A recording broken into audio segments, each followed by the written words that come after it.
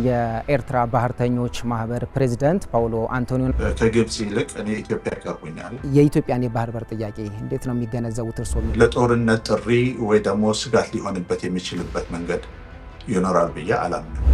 ሌሎች ሀገሮችም በውስጥ ጉዳያቸው ላይ የሚያደርጉት ችግር ለኤርትራ መንግስት እድል ይፈጥርለታል። እሱ ጣልቃ እንዲገባ ከአባይ ጋር ቁርሾ ያለበትን ሀገርና ኢትዮጵያ መክበብ በተቻለ አማራጭ ሁሉ መጫን የሚፈልግን ሀገር ጋብዞ በማምጣት ቀጠናውን ማሳደግና የሁለቱን ሀገራት ግንኙነትስ የተሻለ ነገር ማድረግ ይቻላል። የኤርትራ መንግስት ቤት ውስጥ መስራት የሚገባውን የቤት ስራ ሳይሰራ ወይ ቤት ውስጥ ሰላም ሳያደርግ ከጎረቤት ጋር ሰላም ማድረግ ይችላል የሚል እምነት እንዳልነበረ፣ ቀይ ባህርን ደህንነት የመጠበቅ ጉዳይ ቀይ ባህርን የሚጋሩ ሀገራት ብቸኛ መብት ነው ወይም ደግሞ የነሱ ጉዳይ ነው የሚል ተደጋጋሚ መግለጫዎች ሲወጡ እንመለከታለን። ግብጾች በኤርትራ ውስጥ መጥተው ለኢትዮጵያ ጠንቅ በመሆን ሰላም ይመጣል የሚል ወይ ደግሞ እንትን ይመጣል የሚል እምነት የለንም። የትኛው መንገድ ነው የሚያዋጣው? ምንድነው ያለብን የቤት ስራ? ወደብ ይዘን ተገልጋይ ከሌለበት ተጠቃሚዎች አንሆንም። በኤርትራ በኩል እንደነገርኩ ነው፣ ምንም ብዙ ተስፋ የሚደረግበት ነገር የለም።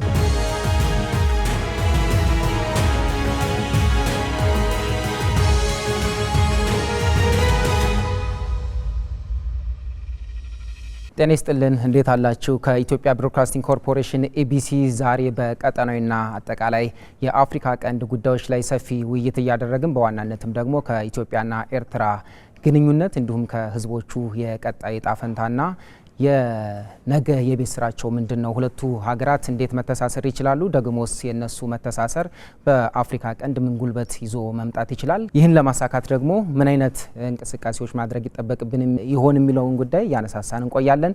እንግዳሉን እንግዳችን የኤርትራ ባህርተኞች ማህበር ፕሬዝዳንት ፓውሎ አንቶኒዮ ናቸው። እሳቸውን ከስዊድን ስቶክሆልም በቀጥታ አግኝተናቸዋል። አብራችሁ እንድትቆዩ እንጋብዛለን። የስንታዩ ሀባተ ነኝ። እንግዳችን እንዴት አረፈዱ? እንዴት አደሩ?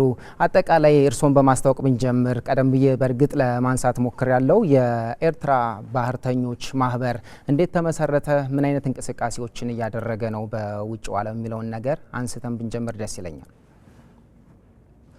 በጣም አመሰግናለሁ ለዚህ እንግዳችሁ አድርጋችሁ ስለጠራችሁኝ። ኤርትራ ማህበር ባህረኞች የተመሰረተው የዛሬ 10 ዓመት ገደማ ነው። በኤርትራውያን ባህረኞች በውጭ ሀገር የሚገኙ እንዲሁም ወደ ሀገር ውስጥ የሚመላለሱ ባህረኞች ያቀፈ ነው። የኤርትራውያን ባህረኞች አቅም እና ችሎታ እና በባህር ላይ የሚያጋጥማቸው ባህሪያዊ የሆነ ሰው ሰራሽ አደጋዎች እሱን በተመለከተ በመብት እና በደህንነት የባህረኞች ኤርትራውያን እንቅስቃሴ ላይ በሰፊው የሚሰራ ማህበር ነው። ይህን ስንል ያው የባህረኛ ባህሪ በተለያየ አቅጣጫ ወደ ተለያየ አህጉራት ከመርከቦች ጋር እንደሚንቀሳቀሱ መጠን በተለያየ የኦንላይን እንዲሁም የመገናኛ ብዙሃንም አንድ ሴንትራል የሆነ የባህረኞች ማዕከል በመፍጠር የባህረኞችን ደህንነት በባህር ላይ እና በቀጠና ላይ ደግሞ በሰፊው አሁን በጂኦፖለቲካ አቀማመጥ በኤርትራ ቀይ ባህር አካባቢ ላይ የሚሄደውን ሁኔታ ደግሞ በሰፊው እያየ ከኤርትራ ወደፊት እጣ ፋንታ እንዲሁም በተፈጥሮ እዛ ኤርትራ የምትዋሰንበት የቀይ ባህር ዳርቻ ጋር የሚኖሩ ባህረኞች የምንላቸው የአሳ ገፈው ከቀይ ባህር ጸጋ ተጠቃሚ የሆኑ እዛው ተወልደው እዛው ያደጉ ሲፈጠሩ ባህረኛ ሆነው የሚኖሩ ዜጎቻችንን ሁኔታም በቅርቡ እንከታተላለን። አጠር ባለ ለመግለጽ ያህል ነው። መለስ ብለን እናነሳዋለን። በተለይ የባህር ጉዳይን ከሁለቱ ሀገራትም ከቀጠናው መልክ አንጻር አስቀድመን ግን ኢትዮጵያና ኤርትራ እንደሚያውቁት ረጅም ዘመናትን አብረው የነበሩ ለጥቂት አስርታት ግን ሁለት ሀገር የመሆን ጣፈንታ ውስጥ የገቡ መሆናቸውን እናውቃለን። በዛ ውስጥ ግን ከመንግስታት እድሜ የሚሻገር በብዙ መንገድ የተሳሰረ ህዝብ ነውና የኢትዮጵያና ኤርትራን ህዝብ ግንኙነት እንዲሁም ደግሞ መጻኢ ወይም ደግሞ ቀጣይ ጣፈንታ እንዴት ነው እርስዎ የሚረዱት? አስቸጋሪ በሆነ ሁኔታዎች የኤርትራና የኢትዮጵያ ህዝቦች ሁኔታ ሲያልፍ ቆይቷል። አሁንም በዛው ሁኔታ ላይ መኖሩ በጣም የሚያሳዝን ሁኔታ ላይ ይገኛል ማለት ነው። አጠር ባለ እንትን ለማለት ይህንን ነገር ለማሻሻል የሚችልበት ትልቁ ተስፋ የነበረን በፈረንጆች አቆጣጠር በ2018 የተፈጠረው ዝምድና ነበረ በኤርትራ እና በኢትዮጵያ ላይ። ምንም እንኳን ኤርትራ ውስጥ ያለው ስርዓት ለእንደዚህ አይነት ዝግጁ እንዳልሆነ እኛ እንደ ማህበር ወይም እንደ እንቅስቃሴ በተለያየ አጋጣሚ ሲቀርብልን የነበረውን ጥያቄ ግልጽ እያደረገን ስንመጣ ቆይተናል። ከዚህ አኳያ ግን እኛ ህዝብ ለህዝብ የሚለውን ግንኙነት በማሻሻል እና የወደፊት እጣ ፋንታ ሁልጊዜ መንግስታት ይመጣሉ ይሄዳሉ፣ ህዝቦች ግን በአካባቢ ላይ አብሮ የመኖርና የአብሮ የመቻቻልና አብሮ የማደግ ስትራቴጂ አውጥቶ ህዝብ ለህዝብ ተገናኝቶ ያ ያለፈውን ቁርሾ ወደኋላ ትቶ እንዴት ነው ወደፊት አብሮ ማደግ የሚቻልበት የሚለውን ነገር ስንሰራበት ቆይተናል። ያንን ሰራንበት የምንለው ግን በተደራጀ መልኩ ሰፋ ባለ መልኩ ሲካሄድ አልነበረም። ሁል ጊዜ ምንድነው መንግስቶች ሲታረቁ ህዝብ ለህዝብ ይታረቃል፣ መንግስቶች ሲጣሉ ህዝብ ለህዝብ ይጣላል። የፖለቲካ የሁለት ስርዓቶች ግርጭት ውስጥ እያስገባን ህዝቦች ሁል ጊዜ በዚህ አይነት ችግር ውስጥ ስናልፍ ቆይተናል። ከዚህ ባለፈ ህዝብ ለህዝብ ልሂቃን፣ ፖለቲካ ምሁራን ተገናኝተው ይሄን ያለፈውን ጊዜ ወደ ማሻሻል ሁል ጊዜ በትራማ በቃ ሁል ጊዜ በጦርነት አዝማሚያ የሚያልፈውን ነገሮች እንዴት ነው በጋራ ጥቅም ላይ የተመሰረተ ሰላማዊ የሆነ የጋራ የኢኮኖሚ ኢንቴግሬሽን ተፈጥሮ በሰላም የምንኖርበትና በሰላም የምናድግበት የሚለውን ነገር ባለፈው ጊዜ የተወሰነ ባነበሩ ስርዓታት የህዝብ ለህዝብ ግንኙነት የሚል ፕሮግራም ተጀምሮ ሲሰራ እንደነበረ አስታውሳለሁ። ቢሆንም በተለያየ አቅጣጫ ይሄ ነገር ሲወራበትም እንሰማለን። ግን በእውነት ይሄ ነገር ከዚህ ከሚዲያ ኮንሰፕሽን ያለፈ ፕራክቲካል ግራውንድ የተሰራበት ነገር አለ ብዬ አላምንም። ስለዚህ ያ በፖለቲካ አመራሮች ሲፈጠር የነበረውን ችግር ህዝብ ለህዝብ በሚለው መርህ ቢካሄድበት ውጤታማ ይሆናል። ይሄ ነገር ደግሞ ለሁለቱ ህዝቦች ለኢትዮጵያም ለኤርትራም እንዲሁም ሌሎች አጎራባች ሀገሮቻችን አሁን በችግር ላይ እንዳሉ ሁላችንም እናየዋለን። በሱዳን ላይ የተፈጠረው ችግርም ተመሳሳይ ነው። እኛ እንደ ኤርትራውያን እንደ ኢትዮጵያውያን ይህንን ነገር በጋራ ልንፈታው የዚህን ቀጠና ሰላም በመፍጠር ላይ የህዝብ ለህዝብ ግንኙነት እንዴት ነው ከዚህ ገብተንበት ያለ ነው የጦርነት አዙሪት ወጥተን ወደ ተሻለ ደረጃ ልንመጣ የምንችልበት መንገድ ያለን ጸጋዎች ደግሞ እንዴት ነው መጠቀም የምንችለው? እንዴት ነው መመጋገብ የሚችለው? ኢትዮጵያ ላይ ምን አለ? ኤርትራ ላይ ምን አለ? ሱዳን ላይ ምን አለ? እንዲሁም ከዛ አሻገር ወደ ኬንያ፣ ወደ ሶማሊያ፣ ወደ ጅቡቲ፣ ወደ ግብፅ የሚሄድበት መንገዶች ሰላማዊ የሆነ ድርድር እየመጣ ከነበረው ፍራቻና ጥርጣሬ ወጥተን ወደ ተሻለ የጋራ እድገት የምንመጣበት መንገድ ለመፍጠር በቂ የሆነ ስራ እየተሰራበት ነው ብዬ አላምንም እና ጣፋንታችን የሚወሰነው በቂ ስራ በመስራት ላይ የተመሰረተ ነው ብዬ አምናለሁ። 2018 ላይም ደግሞ በእኛ የዘመን ቀመር ስንመልሰው 2010 ላይ በኢትዮጵያና ኤርትራ በመሪዎች ደረጃ የነበረው እንደ አዲስ የመቀራረብና የሁለቱን ሀገራት ሰላምም ጦርነት አልባ የነበረውን ግንኙነት ወደ ተሻለ ምዕራፍ የማሻገር ነገር ዓለም አቀፍ እውቅናዎችን ሲቸረው እንደነበረ እስከ ኖቤል የሰላም ሽልማት ማድረሱን አንድ ምክንያት ሆኖ እናስታውሳለን። ከዛ ባሻገር ግን አጠቃላይ ህዝቡ የነበረውን ደስታ የምናስታውሰው ነው። ከዛ በኋላ እንግዲህ በሰሜን ኢትዮጵያ የነበረውን ጦርነት ተከትሎ እሱን ጦርነት ያስቆመውን የሰላም ስምምነት መነሻ ስናደርግ ደግሞ የሁለቱ ሀገራት ግንኙነት መልሶ ወደ መቃቃር ያመራበት እናስተውላለንና በእርሶ እይታ ምንድነው ከነዚህ ሁሉ መቃቃሮች ወይም ደግሞ አለመግባባቶች ጀርባ ያለው? በኤርትራ በኩል ምን አይነት እንቅስቃሴዎች ናቸው ያሉት? ወይም ደግሞ ከኤርትራ መንግስት በኩል ከኢትዮጵያ ህዝብም ጋርም አጠቃላይ እንደ ሀገር ሰላምና ተባብሮ የመኖርን እንቅስቃሴ በምን ልክ ነው የሚመለከቱት እዛ ያሉ የስራ ኃላፊዎች ወይም ደግሞ አጠቃላይ አስተዳደሩ? አንዳንዴ በቤት ስራችን ላይ መስራት የሚገባንን ነገሮች ሳናደርግ እንቀርና የደጅ ኤክስተርናል ወይ ደግሞ ወደ ደጅ ወጥቶ ነገሮችን ወደ አልተፈለገ አቅጣጫ መውሰድ የሚመስል አካሄድ አለ ብለን እናምናለን። እሱ ምንድነው? ሲጀመር በ2018 በፈረንጆች አቆጣጠር በኤርትራና በኢትዮጵያ ሰላም ሲደረግ አስታውሳለሁ። መጀመሪያ ኢንተርቪው ሳደርግ ያኔ ወደ አዲስ ሰው ይሄ ሰላም ምንድነው የሚባለው ልዩ አተኩሮ በሳበበት የዓለም አቀፍ እውቅና የተሻረበት የተሰጠበት የሰላም ግንኙነት ላይ ቢሆንም እኛ አንድ ነገር አስምረን ነበረ። የኤርትራ መንግስት ቤት ውስጥ መስራት የሚገባውን የቤት ስራ ሳይሰራ ወይ ቤት ውስጥ ሰላም ሳያደርግ ከጎረቤት ጋር ሰላም ማድረግ ይችላል የሚል እምነት እንዳልነበረን፣ ምንም እንኳን ላለፉት 20 ዓመታት በዛን ሰዓት ያሳለፍነው ግርጭት ከኢትዮጵያ ጋር ሰላም መሆኑ ቢያስደስተንም ሰላም መጀመሪያ ያለበት ከቤት ነው ብለን እናምን ነበረ።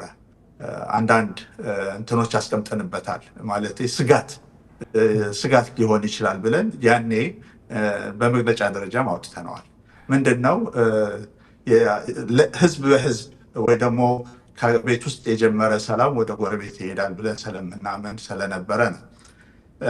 ከዚያ አኳያ ተነስተን አሁን የተፈጠረው ነገር ምንድነው ስንል የኤርትራ መንግስት ሁል ጊዜ ተወራሪ ወራሪ የሚለውን ነገሮችን እንትን በማድረግ ህዝቡን በስጋት ላይና በጦርነት ተዘጋጅ የሚል ጥሪ ሁሌ ከጎረቤቶች ጋር ከዓለም አቀፍ ድርጅቶች ከዓለም አቀፍ ሀገሮች ጋር ሁል ጊዜ ጦርነት የሚለውን ነገር እያሰማ በስጋት ነው። ኢትዮጵያ ውስጥ ሰላም ካለ፣ ሱዳን ውስጥ ሰላም ካለ ለኤርትራ መንግስት የስልጣን ዘመን አደጋ ውስጥ ይከታል የሚል ስጋት ውስጥ ነው የሚያስገባው እና ሰላም የሚለው ነገር ለሱ ሁሉ ጊዜ እንትን አይደለም። ከዚህ አንጻር ስታየው ምንድነው በቀጥታም ይሁን በተዘዋዋሪ መንገድ በጎረቤቶች ሀገሮች ላይ የጣልቃ ገብነት እና ሌሎች የውጭ ኃይሎችን ደግሞ በመጋበዝ ችግር ይፈጥራል ብለን እናምናለን። ይሄ ነገር መጨረሻ አይኖረውም። ካየነው ከስንት ዓመታት እስከ ዛሬ መፍትሄ ሳይገኝበት ቀጥሏል። ስለዚህ ምንድነው ሌሎች ሀገሮችም በውስጥ ጉዳያቸው ላይ የሚያደርጉት ችግር ለኤርትራ መንግስት እድል ይፈጥርለታል። እሱ ጣልቃ እንዲገባ ክፍተት ይፈጥራል። እሱ ደግሞ በዚህ ላይ እድሜውን ማራዘም ይጀምራል። ስለዚህ ሁል ጊዜ አካባቢው ቀጠናው በስጋት ላይ ይኖራል ማለት ነው። ስለዚህ የስጋት የደህንነት ያለመረጋጋት የሚፈጥረው ችግር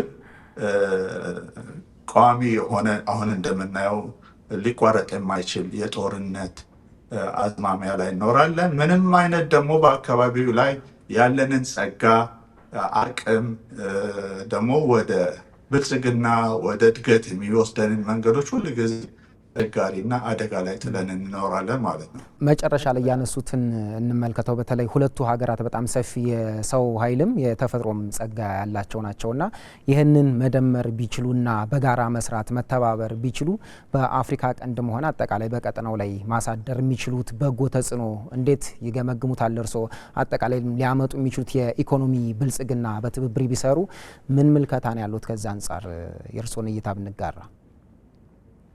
እውነት ለመናገር ጥያቄው ራሱ መልስ ነው። አሁን ያለው ጸጋ እንደምናውቀው እኛ የሰው አቅም ያለን ሀብት በኤርትራ፣ በኢትዮጵያ፣ በሱዳን፣ በጅቡቲ እዚህ አካባቢ ላይ ያለው አንዱ ለአንዱ ቢቀባበልና ቢረዳዳ ሊኖረው የሚችል እዚህ አካባቢ ላይ ብልጽግና ቀላል አይደለም። ተስፋ ልናደርግበት የምንችለው ህዝብ ለህዝብ የሚለው የፖለቲካ ልሂቃንም ምሁራን በመገናኘትና በመነጋገር አንድ የጋራ ስራ ወደ ህዝብ የወረደ ስራ ቢሰራ ፍትሐዊና ሰላማዊ የሆነ እዚህ አካባቢ ላይ ለውጥ ሊመጣ የሚችል ያልተሞከረ። ምክንያቱም እስካሁን ድረስ በመንግስታት በፖለቲካ እንትኖች ስንጠብቀው የነበረ ነገር ከሽፏል። ስራ ላይ ታይቶ ውጤት አላመጣም። ስለዚህ ያልተሰራበት በሰፊው ሊሰራበት አለበት ብዬ ማምነው ህዝብ ለህዝብ የሚለው ነገር የፖለቲካ ልሂቃን ምሁራን ይህን ነገር ሪቫይዝ በማድረግ ነገሮችን እንዴት ነው ወደ ተሻለ ደረጃ ማምጣት የሚችለው የሚለው ከልብ ተነሳሽነት ይፈልጋል። ይሄ ነገር ደግሞ በኤርትራ በኩል እንደነገርኩ ነው፣ ምንም ብዙ ተስፋ የሚደረግበት ነገር የለም። ሁል ጊዜ በእንደዚህ አይነት ግጭቶች ላይ መኖርና እድሜ ስልጣኑ ማራዘም የሚፈልግ ስርዓት እስካለ ድረስ ሁል ጊዜ ከየትኛውም ኃይል ጋር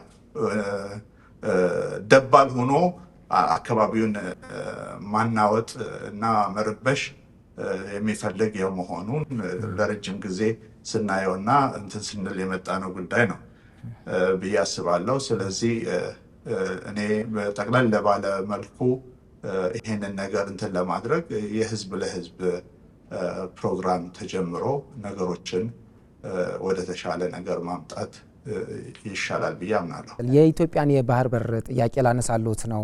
ጠቅላይ ሚኒስትር አብይ አህመድ ከዓመታት በፊት ኢትዮጵያ የባህር በር ያስፈልጋታል፣ ይህም የሆነውና የሚገኘው ደግሞ በቀጥታ በድርድርና ሰጥቶ መቀበል መርህ ላይ ትኩረት ባደረገ በዓለም አቀፍ ንግድ ስርዓት የሚመራ መሆን አለበት የሚል በተደጋጋሚ ያነሳሉ።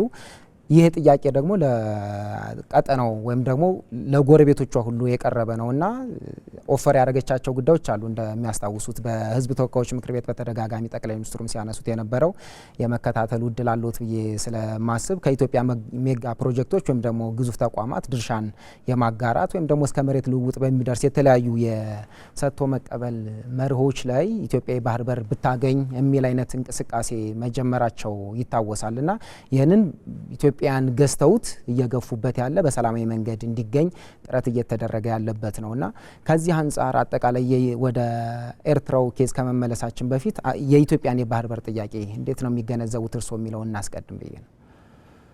እንደ ማንኛውም ኤርትራዊ እና ስመልሰው ይሄ ነገር በንግድ አኳያ ሰጥቶ መቀበል የሚለው ነገር እንደ ማንኛውም ሌሎች ሀገሮች የሚገለገሉበት ወይ አሁን ኢትዮጵያ በሌሎች ሀገሮች እንደምትገለገልበት ያለችው መጠን ኤርትራ ውስጥ የምትፈልገው አገልግሎት ለማግኘት አክሰስ ቱ ዘ ሲ የሚለውን የተባበሩት ሀገራት ውልና ደንብ በማክበር የሚፈጸመው ስምምነት የኢትዮጵያ ጥያቄ ብቻ ሳይሆን ከዚህ ቀደም ጠይቄያለሁ፣ በእኛ በኤርትራውያንም ጭምር መደገፍ ያለበትና ይሄ ደግሞ የጋራ ሚቹዋል የሆነ ቤኔፊት እስካለው ድረስ ኢትዮጵያ ስትጠቀም እኛ መጠቀም ስላለብን በዚህ ዙሪያ ላይ ከሆነ ለጦርነት ጥሪ ወይ ደግሞ ስጋት ሊሆንበት የሚችልበት መንገድ ይኖራል ብዬ አላምንም። ወደብ ይዘን ተገልጋይ ከሌለበት ተጠቃሚዎች አንሆንም። ከዚህ አንጻር ስናየው ጥያቄው የጋራ ነው፣ ሚቹዋል ነው ብለን እናምናለን። ስለዚህ መሰራት ያለበት ነገሮች አለ። አጠቃላይ እርስዎ እንደ አንድ ኤርትራ ወይም ደግሞ እንደ አንድ ግለሰብ እንዴት ነው የሚገነዘቡት? ማለት ነገ ከነጎዳ ሊያመጣ የሚችለው ችግር የከፋ እንዳይሆን ወይም ደግሞ በሰላማዊ መንገድ እንዲህ አይነት ጉዳዮች እንዲቋጩ በማድረግ በኩል ዛሬም መስራት የሚያስፈልግ ይመስላል። ነገ ለትውልድ የሚሻገር ቁርሾም ደግሞ የቤት ስራ ትቶ ማለፍን በጎ ይሆናል ተብሎ አይታሰብና ነጋችንን ስናስበው እንዲህ አይነት ጥያቄዎች በመንገድ ቢፈቱና ወደ የተሻሉ አማራጭ ቢመጡ ጥሩ ነው ብለው ያስባሉ? የትኛው መንገድ ነው የሚያዋጣው? ምንድን ነው ያለብን የቤት ስራ? የተሻለውን ነገር ማድረግ ነው ያቃተን።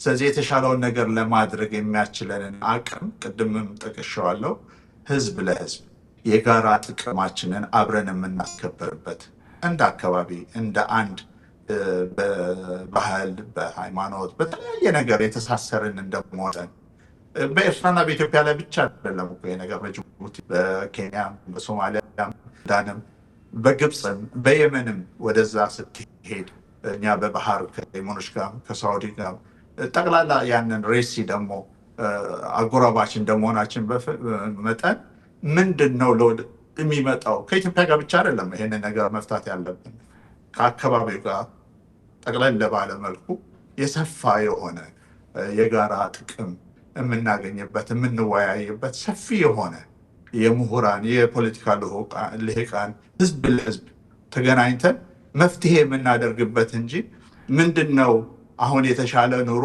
ወደፊት የከፋ እንዳይመጣ ብለን የምናስበው የከፋውን እያደረግን ነው ያለ ነው።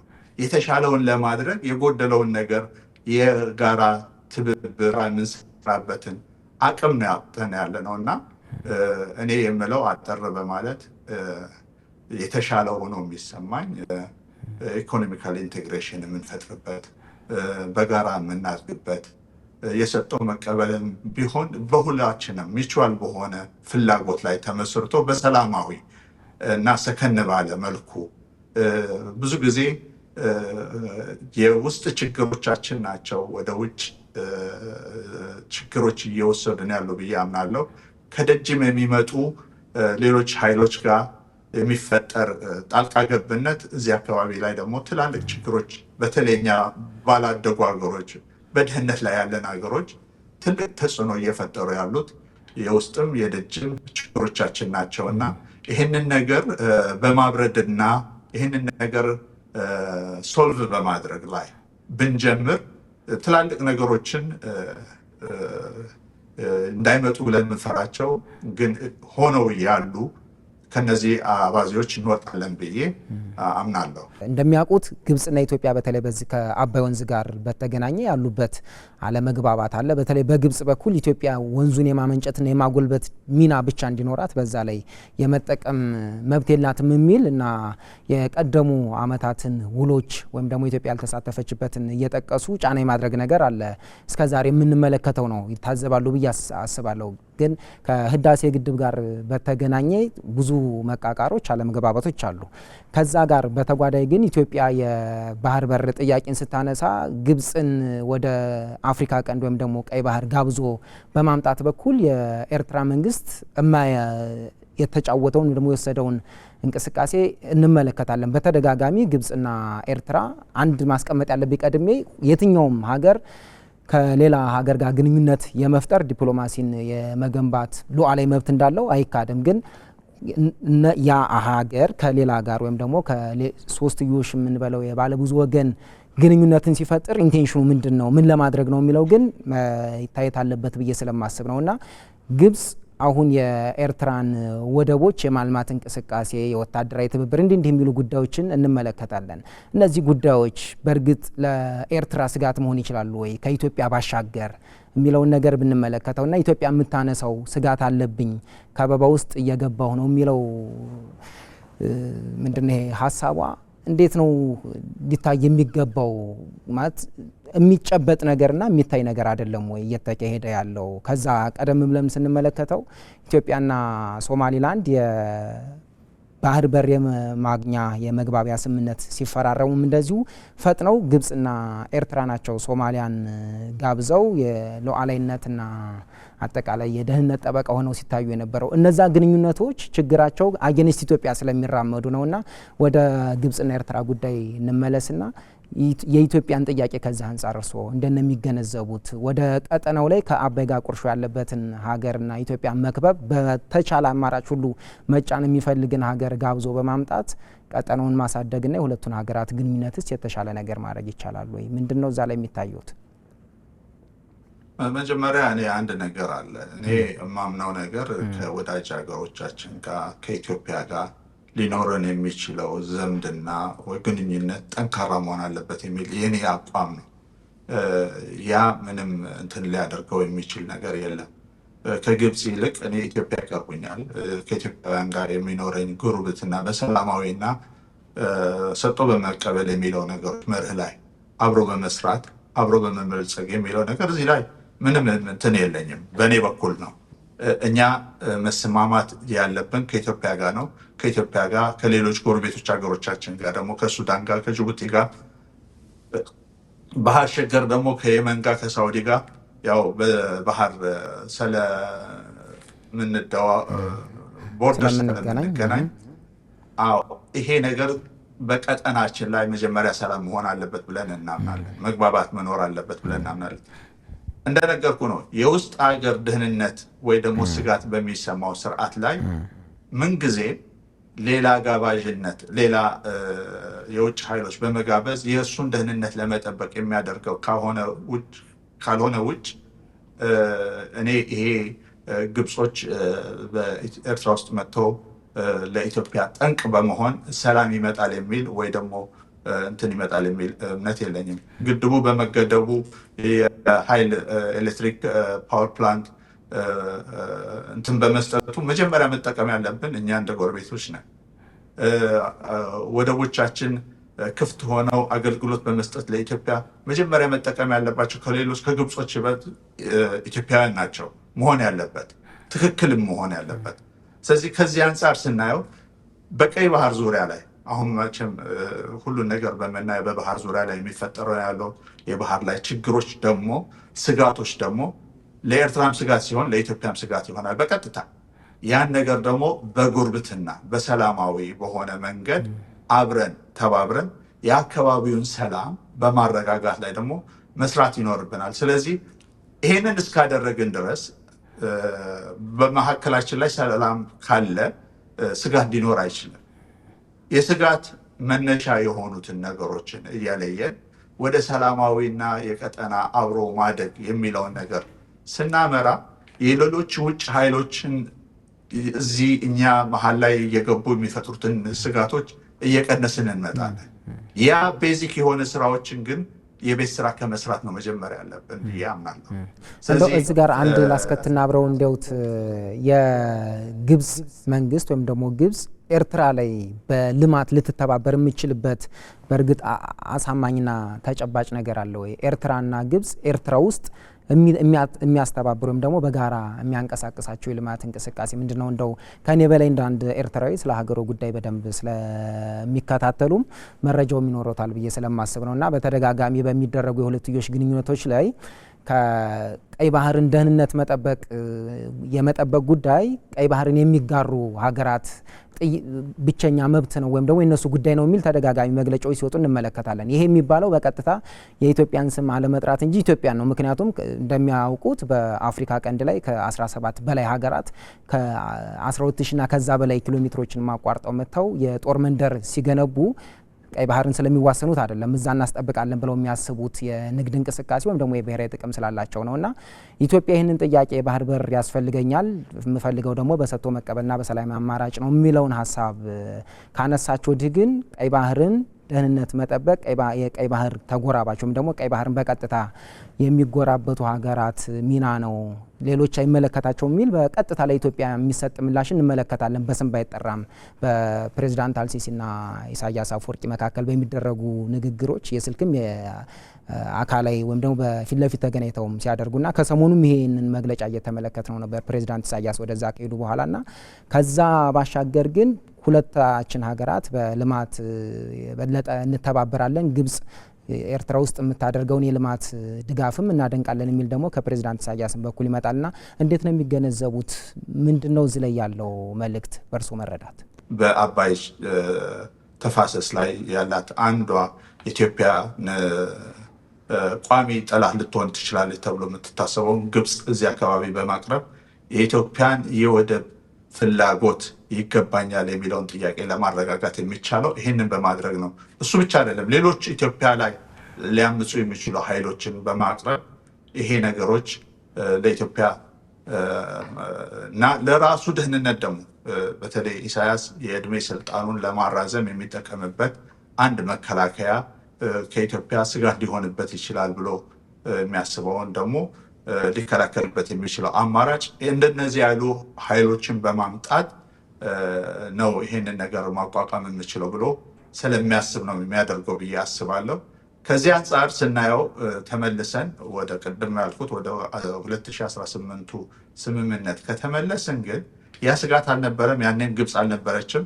ስለዚህ እንደዛ አይነት ሀዋሁ በመፍጠር ለወደፊት ኤርትራና ኢትዮጵያ ሊኖራቸው የሚችለው በመተማመን ላይ የተመሰረተ የቤት ስራችንን በአግባብ በመስራት ጸጥታችንን የጋራ ተባብረን እንትን የማድረጉን የ2018ቱን የሚመስል ግንኙነት ከፈጠርን ነው እነዚህ የውጭ ኃይሎች ከዚህ አካባቢ ጣልቃ ገብነት ሊወጡ የሚችሉ የሚል እምነት ነው ያለኝ።